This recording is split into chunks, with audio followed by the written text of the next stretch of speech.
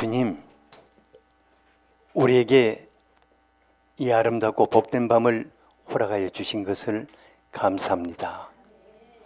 주님, 이 밤은 주님과 우리의 밤입니다.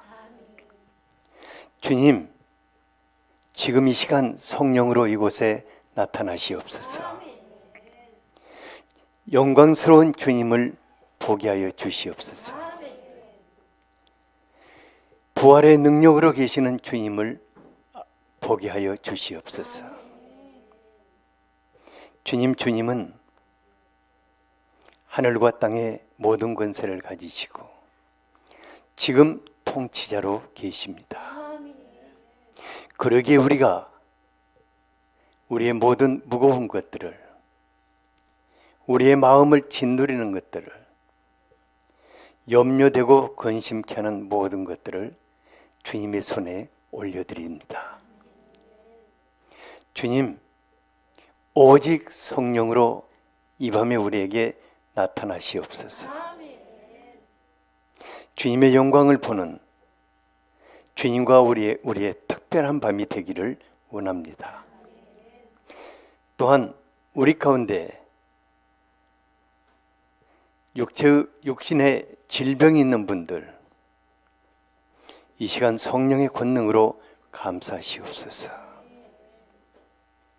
치유의 권능으로 우리 가운데 나타나셔서 이 예배가 주님으로 인해서 감격스러운 예배가 되기를 원합니다. 마음의 기도 제목을 주께서 아시오니 지금 이 시간 우리들에게 말씀으로 임하셔서 응답하여 주시기를 원합니다. 예수 그리스도 이름으로 기도하였습니다. 아멘. 창세기 28장 10절에서 22절까지 같이 한번 읽어보죠. 창세기 28장 10절에서 22절까지 시작.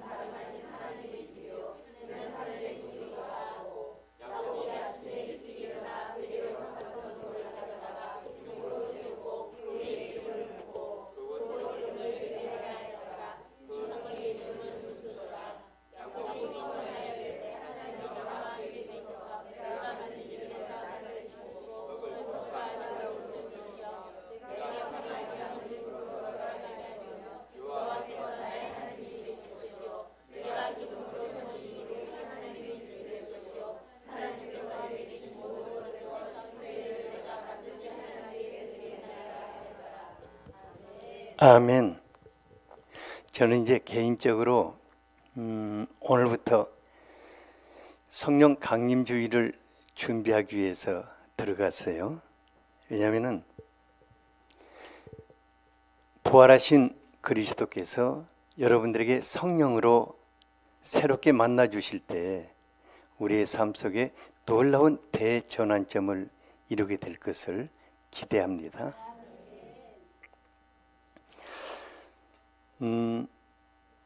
특히 오늘 밤은 나만의 특별한 체험, 누구와? 그분과 주님과 나만의 특별한 체험, 그런 밤이 되기를 바랍니다. 그래서 이 밤은 매우 중요한 밤입니다. 예. 옆 사람에게 이 밤은 너무나 중요한 밤입니다. 그냥 보낼 수 없는 밤입니다. 주님과 특별한 체험이 있는 밤이 되기를 축복합니다.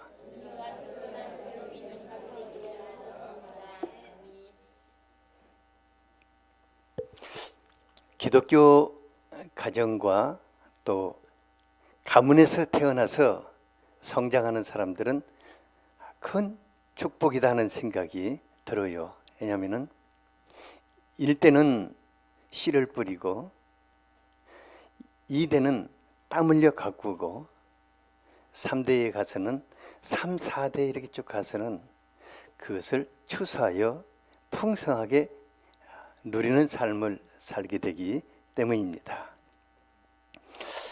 그런데 부모의 신앙이 자식들에게 계승이 되어 가지고 그 흐르는 축복을 잘 누리는 사람들이 많지 않다 하는 생각이 들어요. 그래서 목회자의 자녀들이 빗나간 경우가 참 많고 또 어떤 기독교 명문 가정이다 싶은데도 그 후손들은 참 삶이 그렇지 않다 하는 그런 경우도 많이 볼 수 있습니다. 이것은 학습된 그런 지식적인 신앙이 그들의 삶 속에서 하나님을 만나지 못하고 그들의 삶 속에서 하나님을 나의 하나님으로 만나고 나의 하나님을 체험하고 또 삶 속에서 하나님과 더불어 사는 삶을 배우지 못하기 때문일 것입니다. 그래서 제가 이제 여러분들에게 말씀을 이렇게 전하면서 이 말씀이 여러분들의 신앙의 지식이 되지 않고 여러분들의 인격이 되고 또 삶 속에서 그분을 만나기를 간절히 갈망하도록 말씀을 드리고 있습니다. 근데 믿음의 조상 아브라함과 이삭과 야곱과 요셉에 이르는 요셉은 4대째 이르는 사람이거든요. 근데 그분은 참 놀랍게도 그의 삶 속에서 하나님과 함께하며 하나님이 그의 삶 속에서 나타나시는 그러니까 아주 모범적인 신앙생활을 하나 아니면 정상적인 이게 요셉의 신앙생활이 아주 정상적인 신앙생활을 하고 있었습니다. 창세기 39장 2절에서 4절을 보면은 만약에 요셉이 그의 삶 속에서 하나님과의 특별한 만남과 체험이 없었다면은 그는 노예 생활을 하면서 또 감옥의 죄수 생활을 하면서 그는 그야말로 지옥 생활을 했을 것입니다. 그런데 요셉은 그와 같이 계시는 하나님으로 말미암아 노예였고 죄수였지만은 천국 생활을 할 수 있었어요. 그러니까 최악의 상황, 사람이 굴러 떨어질 수 있는, 사람이 짓밟힐 수 있는 그런 최악의 상황 속에서 그는 하나님과 더불어 살면서 그의 삶을 완전히 새롭게 바꿔나가는 놀라운 체험을 하고 있었습니다. 요셉의 하나님은 창세기 그 39장 2절에서 4절에 보면은 그에게 범사에 형통케 하시는 하나님이라고 하였어요. 그러니까 모든 일, 요셉이 그러니까 삶 속에서 행하는 모든 일 속에서 하나님이 개입하셨습니다. 그러니까 모든 일 속에서 개입하심으로 내가 너와 같이 하고 계신다는 것을 나타내 주셨어요. 그러니까 하나님은 요셉이 노예 생활을 할 때도 그의 하나님이 되셨고 죄수 생활을 할 때도 그의 하나님이 되어 주셨어요. 그래서 너무 놀라운 것은 하나님이 요셉의 삶 속에 같이 개입하시는 것을 그 주인이 보았기 때문에 그를 인정했어요. 하나님의 사람으로 인정했습니다. 그리고 그를 가정 총무로 삼았고, 또 애굽의 바로 대왕이 요셉과 하나님이 같이 계시는 것을 보고 인정했기 때문에 그를 총리로 세웠죠. 그리고 왕의 정권을 위임받고 최장수하는 총리로 세웠는데, 우리 같이 한번 읽어보죠. 창세기 41장 39절에서 42절. 여러분들이 이렇게 되기를 바랍니다. 시작.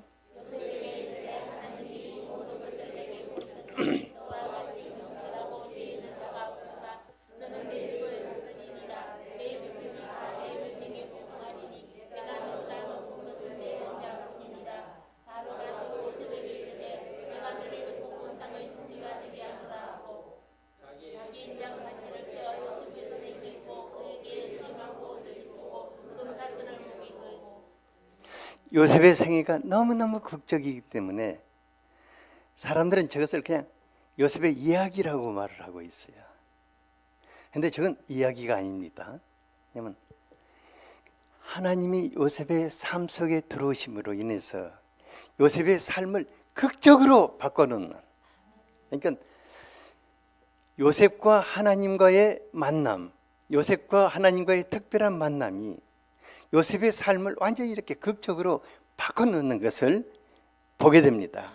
그러니까 요셉의 하나님은 어떤 하나님이었냐면은 범사에 형통케 하시는 하나님이었습니다. 그러니까 요셉이 느끼는 하나님, 요셉에게 당신의 하나님은 어떤 하나님입니까? 하고 물어본다면 그가 뭐라고 대답하겠어요? 예, 어떻게 이렇게 잘하냐? 그러니까 요셉은 그래요. 당신의 하나님은 누구십니까? 하고 나의 하나님은 모든 일에 형통케 하시는 하나님이십니다. 이렇게 말할 수가 있었습니다. 요셉의 하나님이 여러분들의 하나님이 아니십니까? 요셉의 하나님은 형통케 하시는 하나님이십니다. 여러분들의 하나님도 형통케 하시는 하나님이십니다. 그런데 이제 본문에 야곱의 신앙은 조부 아브라함의 하나님이 있었고 그의 아버지 이삭의 하나님이 있었는데 야곱의 하나님은 있었다 없었다? 없었어요. 그러니까 이제 야곱은 기도할 때 어떻게 하냐면 나의 할아버지 아브라함의 하나님이시여, 나의 아버지 이삭의 하나님이시여. 그런데 자기 하나님은 없는 거예요. 그러니까 야곱의 신앙은 한마디로 말하면은 할아버지로부터 들은 신앙, 아버지로부터 들은 신앙, 이런 신앙을 학습된 신앙이라고 말하고 있습니다. 무슨 신앙이라고요? 학습된 신앙이 나쁘다는 것이 아닙니다. 학습된 신앙은 단점과 장점이 있습니다.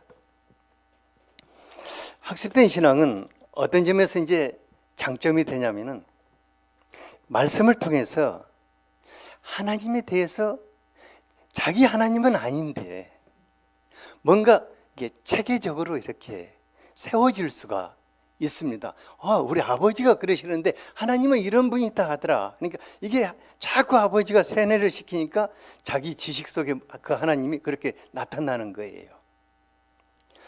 그러니까 학습된 신앙은 지식은 자꾸 내 안에 많이 이제 쌓여요. 근데 어쩌다가 뭔가 위기가 딱 부딪혔을 때 자기 안에 쌓였던 어떤 그 말씀이 툭 튀어나오는 경우가 있어요. 이때는 위기 가운데서 하나님을 붙잡을 수 있는 기회가 됩니다. 근데 그게 이제 맨날 그런 게 아니라 어쩌다가 한 번씩 그렇게 이제 내가 옛날에 목사님한테 들은 설교가 까맣게 잊고 있다가 이번에 무슨 사건 때문에 확 떠올랐다고 그래요. 그거 붙잡고 기도했다고. 그럼 그 하나님이 지금도 같이 계시냐고. 그렇게 그 기도하고 다 끝났어요. 이게 학습된 신앙의 단점입니다. 장점이에요. 근데 단점이란 뭐냐면 어려움을 겪을 때 그것이 힘을 쓸 수 없다는 것입니다. 내가 어떤 어려움을 지금 막 어려움이 내게 확 파도처럼 부딪혀오는데 이 파도를 확 물리칠 수 있는 힘이 없는 거예요.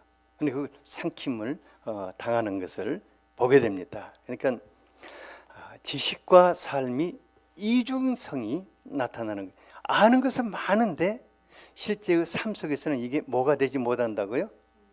힘이 되지 못하는. 그래서 신앙의 갈등이 되는 거예요. 이게 아무 문제가 없을 때는 사람들에게 막 그냥 말을 많이 해줘요. 막 하나님 어떤 분이시다, 어떤 분이시다, 어떤 분이다. 근데 문제는 자기에게 탁 부딪혀오면은 자기는 힘을 쓰지를 못하는 신앙입니다.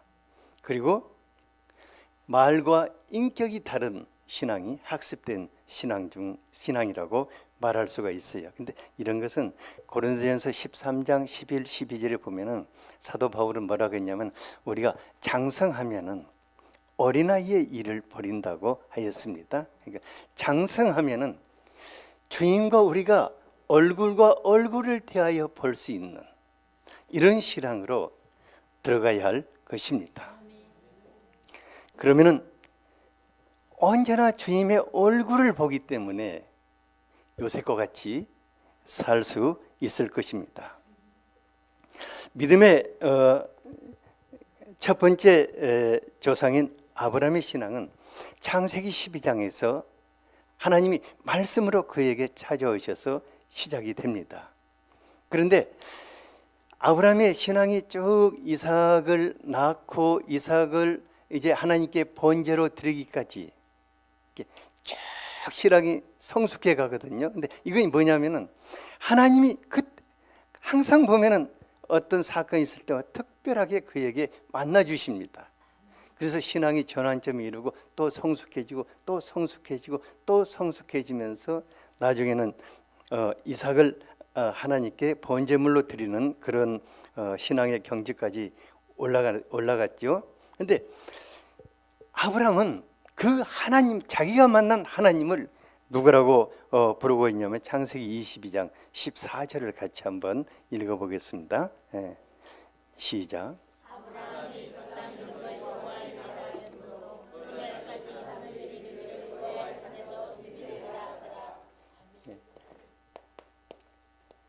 요셉은 자기 하나님을 어떤 분이라고? 형통케 하시는 하나님. 아브라함은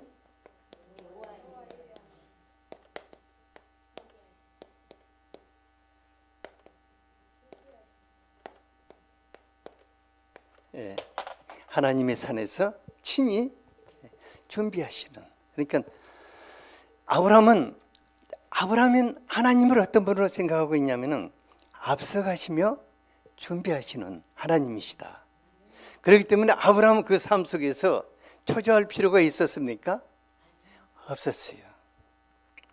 한 걸음 한 걸음 가는데 항상 내일 내가 무슨 엄청난 일이 있어도 하나님이 앞서서 준비하실 것이다. 그러니까 내 자식들이 지금 나는 돈도 없는데 자식들 많이 나가지고 언제 저것을 대학 보내고 언제 저것들을 다 이렇게 결혼시키고 나 미쳐. 나 가장 사표 낼 거야. 이게 아니라 아브라함은 하나님이 앞서가시며 다 이렇게 예비해 가신다. 등록금도 예비해 가시고 막 결혼도 예비해 가시고 다 이렇게 예비해 가시는 것을 아브라함은 믿었습니다. 그래서 그는 사람들이 당신의 하나님은 어떤 하나님이십니까? 하고 하나님은 당신에게 어떤 분이십니까? 하고 묻는다면 그는 뭐라고 대답했겠어요?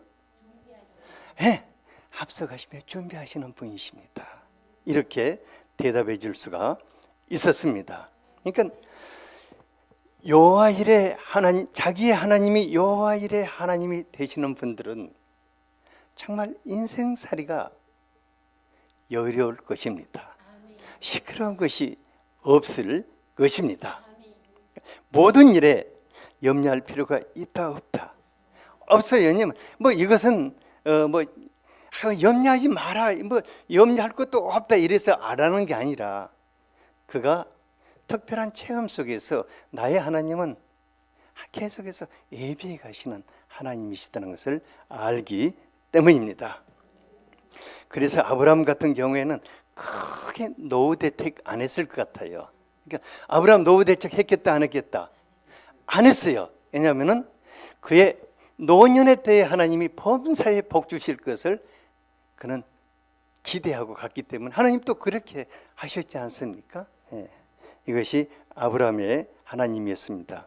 그런데 이삭의 하나님을 보면은 창세기 26장에 아주 기근된 때에 이삭이 애굽으로 내려가고 했어요. 근데 하나님께서 야, 애굽에 내려가지 마라. 네가 이 땅의 주인이지 않느냐. 너 이 글 아래 거하라. 그러면은 내가 너에게 복을 주고 이 땅을 너에게 주고 너의 후손들을 내가 또 복을 주겠다고 약속을 하셨지요. 그런데 바로 그랄 땅에서 이삭이 체험한 하나님이 있었어요. 어떤 하나님이었냐면은 기근된 땅에 씨를 뿌렸는데 그해 몇 배우 추수를 했다고 그랬죠? 예, 100배우 추수를 했어요. 그래서 이삭의 마음속에는 확 이게 박힌 거예요. 나는 하나님과 함께 마른 땅에 씨를 뿌려도 100배의 축복을 받는다. 뭐 한다고요? 예, 나는 하나님과 함께 그냥 뿌리는 것이 아니라 내가 하나님과 함께 마른 땅에 씨를 뿌려도 100배의 결실을 했다는 이것이 그에게 체험입니다. 그러니까 이삭이 아주 특별한 체험인 거예요. 근데 또 재밌는 체험이 뭐냐면은 이삭이 이제 하나님을 체험했기 때문에 우물을 파놓으면은 그럴 사람들이 와서 또 뺏으려고 그러거든.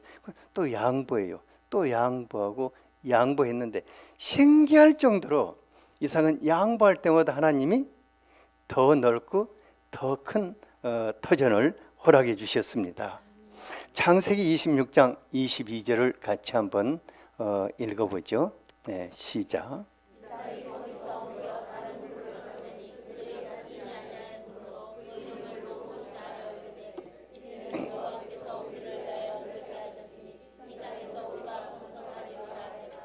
네.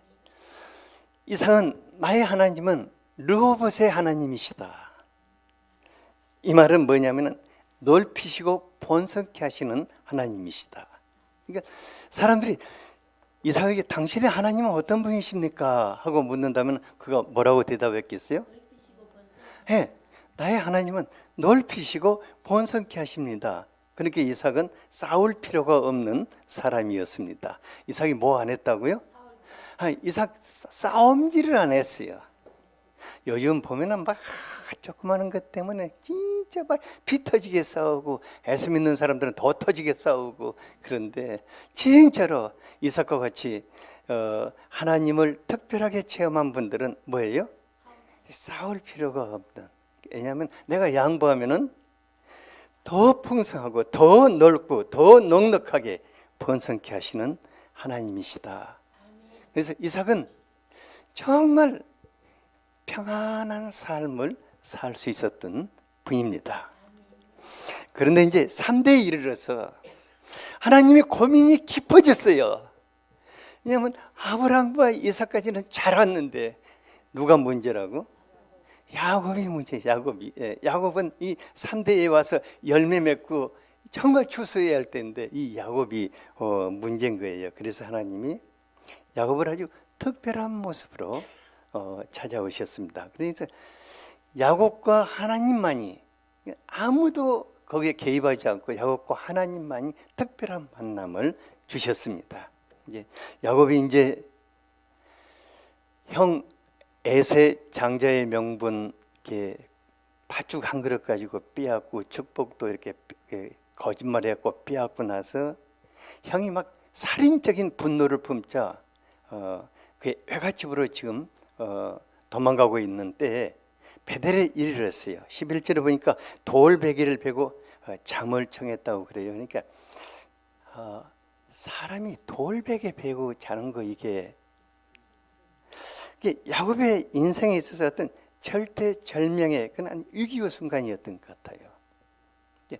바로 그때 야곱이 하나님을 붙잡을 수밖에 없는 환경 속에 있을 때 하나님이 그에게 찾아오신 거예요. 그러니까 하나님 안 붙잡고는 도저히 안 되는 환경 속에 있을 때 하나님이 야곱에게 이렇게 찾아오셨어요. 근데 어떤 모습으로 찾아오셨습니까? 12절을 같이 한번 읽어보죠. 네. 시작.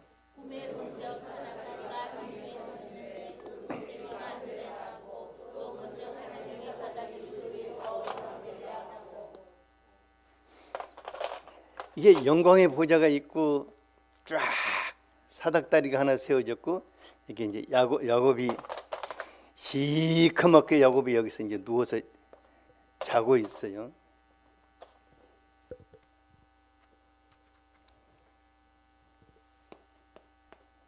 하나님의 사자들이 오르락내리락 하고 있고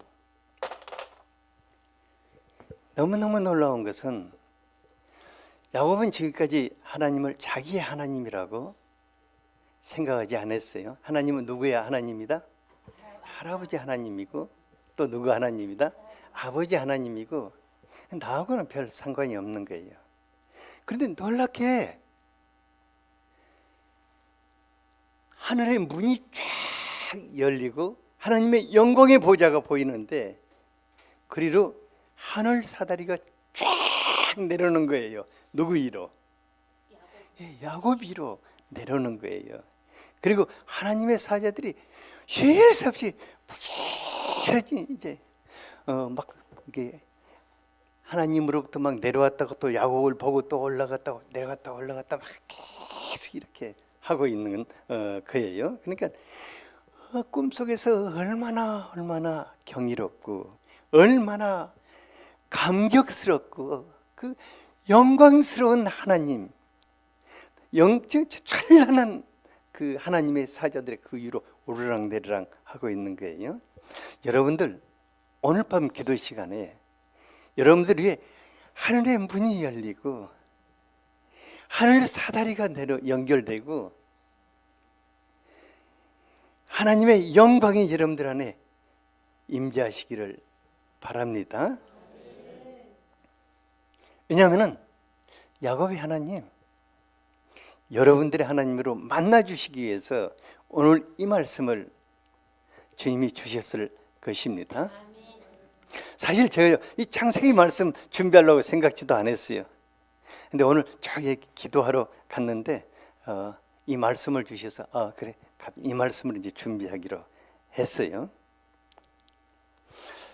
야곱뿐만 아니라 하나님과 우리 사이, 그러니까 하나님과 여러분 사이에 하늘 사닥다리가 연결되고 성령 하나님 여러분들 위해 임재하시기를 원하십니다. 우리 예수님이 나다니엘이 영적인 세계를 보지 못해서 예수님을 소개해줘도 그가 받아들이질 않았어요. 나사렛에서 무슨 선한 것이 나오냐? 거기서 그리스도가 나오나 하고 받아들이지 않았거든요. 그런 나다니엘에게 예수님이 그렇게 말씀하셨어요.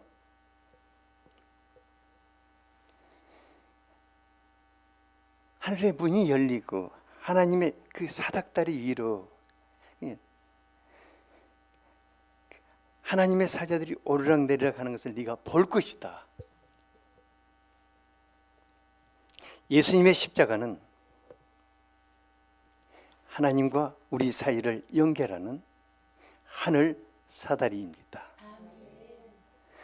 예수님은 그 예수님의 십자가를 통해서 하늘의 문을 여셨을 뿐만 아니라 예수님의 십자가를 통해서 우리를 향해서 보혜사 성령께서 한없이 임재하시는 그런 하늘 사다리가 됩니다. 오늘 밤에 주님이 여러분들에게 그렇게 임재하시리라 저는 믿고 있습니다. 기대하고 있고 또 그것을 위해서 제가 기도해 왔어요.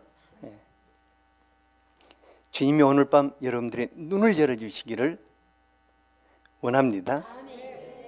그래서 여러분들 위해 열려있는 하늘의 문, 영광의 보좌, 그 위에서 임재하시는 보혜사 성령님, 그리고 하나님과의 특별한 만남이 있기를 바랍니다.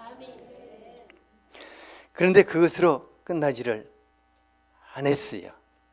이제 하나님께서 야곱에게 직접 말씀하셨어요. 13절에서 15절을 같이 한번 읽어볼까요? 시작.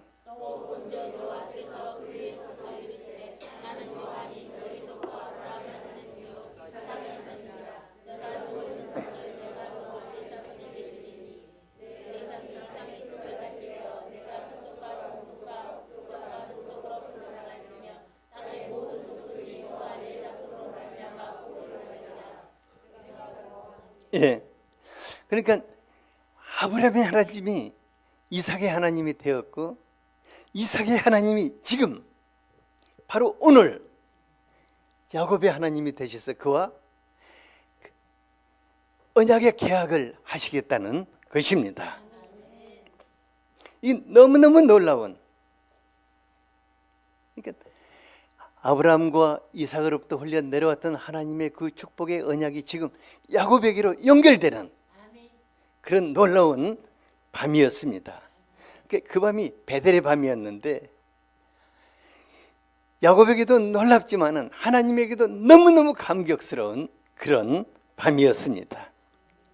하나님은 그에게 그가 하나님의 축복의 통로가 되어서, 이게 참 재밌더라고요. 우리는 동서남북이라고 그러는데 여기는 서동북남이라고 되어 있어요. 거꾸로더라고요. 그러니까 하나님이 모든 나라, 모든 족속을 아브라함과 그 후손들을 통해서 하나님의 축복을 받게 하는 그런 축복의 통로로 그를 삼으시겠다는 것입니다. 그리고 야곱 개인에게도 내가 항상 너와 같이 하겠다, 어디를 가든지 간에 너를 지켜주겠다, 그리고 네가 이곳에 다시 돌아오게 하겠다, 그리고 하나님이 너의 삶 속에 허락하신 모든 것을 다 이루기까지는 떠나지 않겠다고 하였습니다. 그러니까 야곱의 특별한 체험, 베델에서 야곱이 하나님의 첫 만남의 특별한 체험, 이것이 하나님과 야곱이 하나가 되는, 하나님은 야곱의 하나님이 되고 야곱은 하나님을 자신의 하나님으로 받아들이는 그런 놀라운 밤이었습니다. 야곱은 그것을 영접했어요.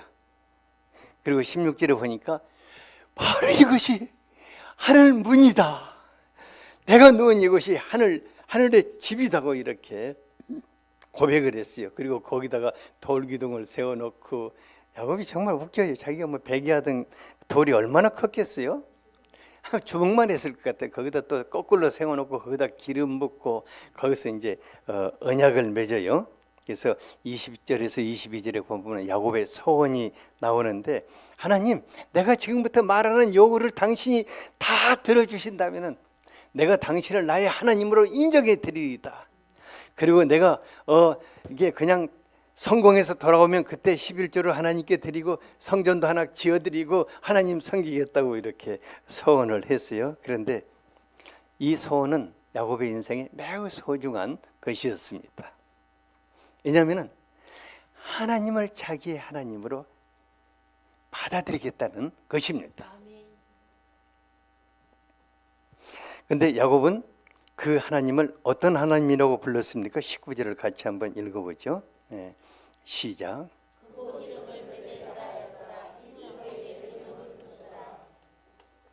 네, 야곱은 그것을 뭐라고 불렀죠? 네, 베델이라고 불렀습니다. 야곱이 체험한 하나님, 야곱이 체험한 그 하나님은 하늘 사다리 하나님이었고 하늘 문을 여시는 하나님이었습니다. 그러니까 야곱의 인생을 보면은 베델에서 하나님을 만나거든요. 베델에서 만나고 그 다음에 밧단 아람, 하란으로 가서 여기서 이제 12아들과 딸 하나를 얻고 돌아오게 되죠. 그리고 마하나임 하나님, 그 다음에 야복강 맞나 이게? 야복강에 하나님, 거기서 하나님 씨름하시면서 또 만나 주시죠. 마하나임에서는 큰 군대로 그를 호위하시는 하나님으로 만나 주시고, 야복강에서는 그와 씨름하는 하나님, 그리고 또 그가 숫곳에서 하나님을 다시 한번 만나요. 숫곳에 하나님 만나주고, 그 다음에 엘베델의 하나님, 이렇게 베델로 출발해서 베델로 돌아서 엘베델에, 그리고 애굽의 하나님. 애굽에서는 주로 축복하는 일을, 만나는 사람만 이렇게 축복하는, 이것이 이제 그 야곱의 인생입니다. 근데 참 놀라운 것은 야곱의 인생이 하나에서 하나로 전환될 때마다 하나님이 특별하게 그를 만나 주셨습니다. 그리고 더 높은 곳으로 그를 끌고 가시고 또 끌고 가시고, 그래서 결국은 야곱이 만나는 사람마다 하나님의 마음으로 축복하는 그런 삶을 살게 되는 것을 보게 됩니다. 야곱의 하나님은 야곱의 인생만 그런 것이 아니라 나와의 특별한 만남을 갖기를 원하십니다. 그리고 그 특별한 만남을 통해서 우리의 신앙이 더 깊고 더 넓고 더 아름다운 성숙한 신앙 그 세계로 우리를 다시 이끌고 가시고 다시 이끌고 가시는 분이십니다. 저는 이제 하나님께서 제 인생에 여러 번 이렇게 새롭게 만나 주시면서 저의 신앙을 갈수록 이제 이끌어 주셨죠. 그래서 제 신앙에 이제 뭐 여러 번 이렇게 처음에는 하나님이 말씀으로 저에게 찾아오셔서 만나 주시고, 그 다음에 하늘 소망을 제게 보여주시면서 이렇게 만나 주시고, 제가요 이렇게 성령께서 15년 전에 성령께서 저에게 임마누엘 하심으로, 저는 이제 전에 임마누엘 그러면은 성탄 인사인 줄 알았어요. 성탄 때 되면 우리가 딱 임마누엘 하잖아요. 그래서 저는 임마누엘이 성탄 인사라고 생각했었어요. 근데 그 성령 하나님 제게 임마누엘 하셔서 내 인생에 더불어 사시는 분으로 들어오셨어요. 그래서 그때부터는 제 안에 있는, 제가 많이 이렇게 지식적으로 가지고 있던 그 하나님이 나의 삶 속에서 나타나시는, 그러니까 나의 삶 속에서 나타나시는 하나님으로 임마누엘 하셨어요. 그러니까 내 삶의 현장이 달라지고 내 삶의 현장이 기대로 가득 차는 거예요. 삶의 현장에 누가 나타나신다고? 그분이 나타나시기 때문에. 그리고 제 사역 현장에 그분이 나타나시기 때문에 너무너무 기대가 되는 거예요. 그래서 그분은 내 안에 들어오시고 나의 삶 속에 나타나시는 분으로 지금까지 계속해 오시고, 이번 이제 오순절을 제가 준비하면서 정말 새로운 또 다른 새로운 세계를 여러분들과 함께 열어가기 위해서 기도하고 있습니다. 아브라함의 하나님이, 이제 마지막으로 생각해 볼 때 아브라함의 하나님은 아브라함은 자기가 만난 하나님을 여호와 일의 하나님이라고 고백했습니다. 이삭은 르호봇의 하나님이라고 고백을 했습니다. 야곱은 베델의 하나님이라고 고백을 했습니다. 그렇다면 여러분들은, 제가 여러분들에게 당신의 하나님은 어떤 분이십니까 하고 묻는다 하면 뭐라고 이렇게 선명하게 말해줄 수 있겠어요? 옆 사람에게 한번 물어보면 당신의 하나님은 어떤 분이십니까?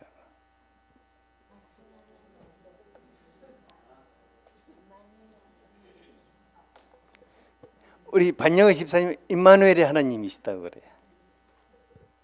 뭐라고 그래요? 갑자기 물어보니까 좀 얼떨떨하다고 그래요? 이게 매우 중요합니다. 내 삶 속에서 나만의 특별한 만남이 있을 때, 이게 학습되지 않고 누가 그런데요, 하나님 누구라고 그러던데요가 아니라 나의 하나님은 누구신가, 이것이 우리들의 삶을 완전히 새롭게 전환시키고 더 아름다운 세계로 우리를 이끌고 가시는 그런 놀라운 신앙이 될 것입니다. 그래서 오늘 우리가 기도할 때 하나님, 나를 지금까지 이렇게 만나 주셨는데 하나님과의 만남의 체험이 계속 있었던 분들은 또 새로운 만남이 필요할 것입니다. 왜냐하면 그대로 있으면 안 돼요. 그렇잖아요? 신앙은 정체될 수 없는 것입니다. 계속해서 더 높은 곳을 향해서 나가야겠잖아요. 그런 하나님 되어주시고, 하나님, 난 정말 하나님 한번 만나보고 싶다고. 베델의 하나님, 야곱의 하나님 만나주니까 나를 좀 만나달라고. 그렇게 해서 하나님과의 만남이 있는 그런 밤이 될 수 있기를 바랍니다.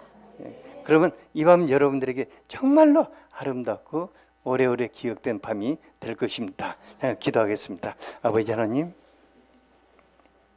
하나님께서 아브라함의 하나님이 되어주시고 이삭의 하나님이 되어주시고 야곱의 하나님이 되어주시며 또 요셉의 하나님이 되어주셨고 오늘 이 밤에 나의 하나님이 되어주시기를 원하시는 것을 감사합니다. 주님, 오늘 이 밤에 나를 새롭게 만나 주시옵소서. 그래서 내가 또 다른 새로운 하나님의 세계로 나아갈 수 있게 하여 주시기를 원합니다. 주님, 그래서 이 밤이 오래오래 기억되는 밤이 되게 하시고 내가 항상 새롭게 하나님을 만나는 그런 밤이 되게 하여 주시기를 원합니다. 성령 하나님, 당신은 아버지로부터 우리에게 오신 보혜사십니다. 예수 그리스도로부터 우리에게 오신 보혜사입니다. 이 밤에 우리에게 아버지로 만나 주시옵소서. 예수 그리스도로 만나 주시옵소서. 그래서 하나님이 우리의 하나님이 되어 주시기를 원합니다. 예수 그리스도의 이름으로 기도하였습니다. 아멘.